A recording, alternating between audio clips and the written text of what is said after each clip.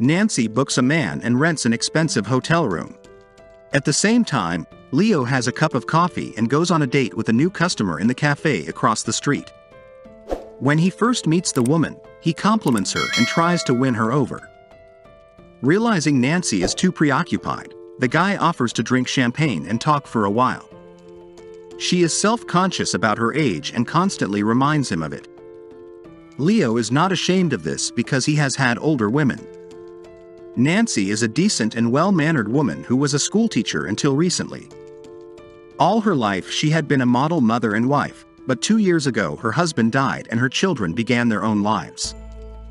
When she retired, she realized that most of her life's journey was over, but she had never been able to enjoy herself in bed. She hopes to experience the joy she only knows from books for the first time after renting a hotel and ordering a man on call. Increasingly conversing with Leo, the woman is embarrassed, because up to this point she considered his work unacceptable, low and disgusting. At the same time, she does not want to continue the conversation and wants to get down to business as soon as possible, enjoying the body of a young handsome man. Leo isn't afraid to get down to business and kisses the woman to help her loosen up, to release her inner shackles and excessive feelings of fear. Nancy is afraid she won't be able to arouse the guy and suggests he take a pill. He is confident, however, that he can manage without them. The woman rushes to the bathroom to clean up and change her clothes, realizing that intimacy is unavoidable. At the same time, Leo undresses and assumes a comfortable position. Nancy doesn't appear for quite some time, so he decides to have a snack, discovering a candy bar in the minibar. She quickly returns to the bedroom, but the smell of the candy bar repulses her, and the guy needs to brush his teeth. After a minute, Leo realizes that the issue is not the candy bar, but Nancy herself. She changes her mind, afraid of intimacy with another man, and is willing to pay for the encounter without its logical continuation. Leo reassures the woman that her action is not a momentary weakness, but rather a deliberate and well-thought-out decision. 30 years of her intimacy have been equally boring, and now is the last chance to change anything. The couple lie down under the covers, continuing to get to know each other more and more intimately. Nancy understands that the young man is not stupid and educated, so she does not understand why he needs this job. Leo is not at all embarrassed, because it is his conscious choice, which allows him to feel needed and wanted. At the same time, he refuses to confess to his mother and deceives her by claiming to work on an oil rig. Nancy has 2 children, a wild child and a responsible son who attends university. The woman dislikes them because they, like their mother, are too proper. To pique Nancy's interest, Leo decides to investigate her husband's behavior prior to intimacy. It turns out that he was the woman's only partner and had been doing the same thing for 30 years. She had never had any fondling or experimentation, for everything had happened exactly as it had the day before. Nancy sheds a tear as she admits that she has always wanted to surprise a man, to give pleasure and receive it in return. She met a waiter as a teenager and hoped he could make her happy, but chance witnesses prevented it. Noticing Nancy's relaxation, Leo kisses her and goes about his business, diligently earning his money. The woman feels more liberated and relaxed during the second meeting. She is not embarrassed by Leo, and she communicates with him calmly.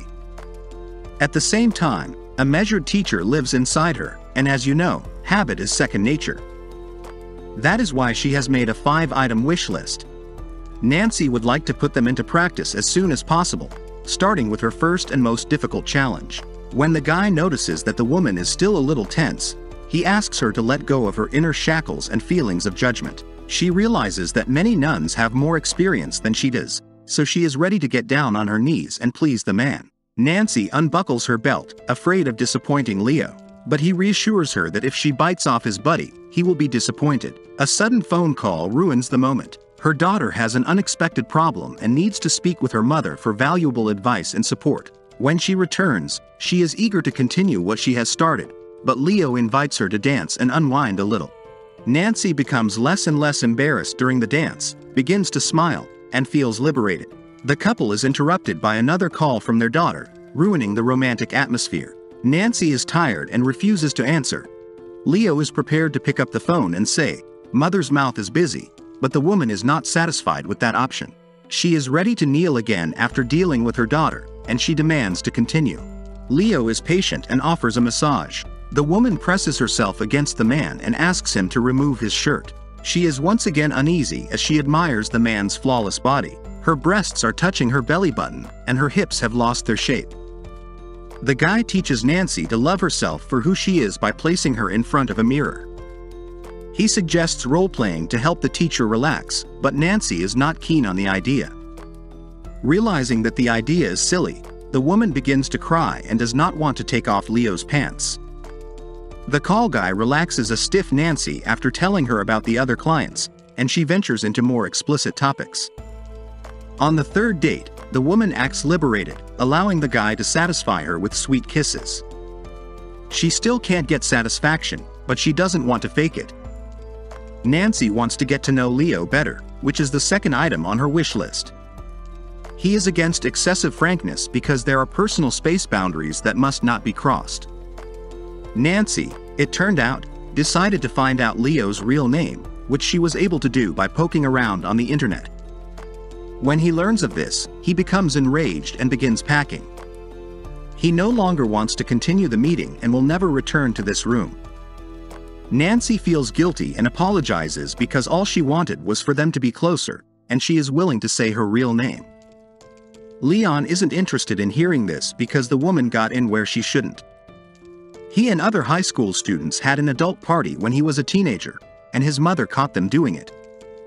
From that day on, she abandoned her son, telling acquaintances that he was dead. Leo left home for good, feeling abandoned, and now supports himself as a callboy. Connor, Leo's real name, is no longer alive.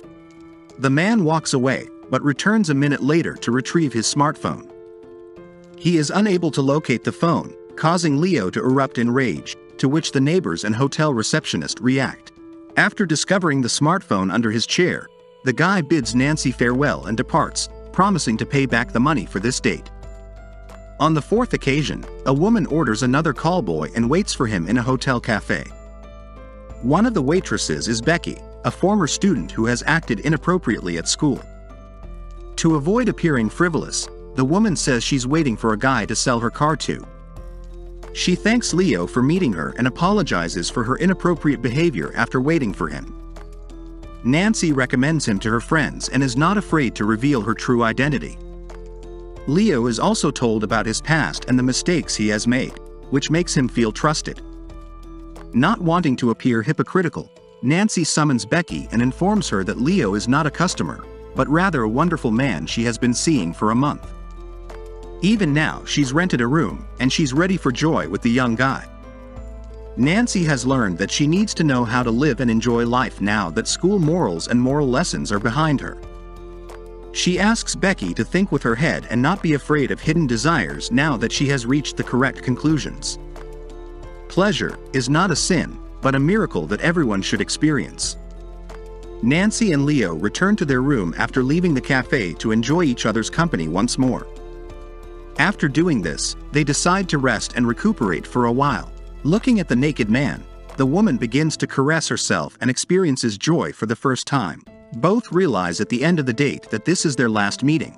Nancy has realized her desire and has fully experienced pleasure, so she is ready to say goodbye to the young man. Left alone, she looks at herself in the mirror again, and for the first time she does not see any flaws in herself, does not feel fear, and does not pinch herself with complexes. Being yourself and accepting yourself as you are, that is the main happiness. This is the end of the movie. Thank you for watching. Please like this video, leave your thoughts in the comments, and see you on the next video recap.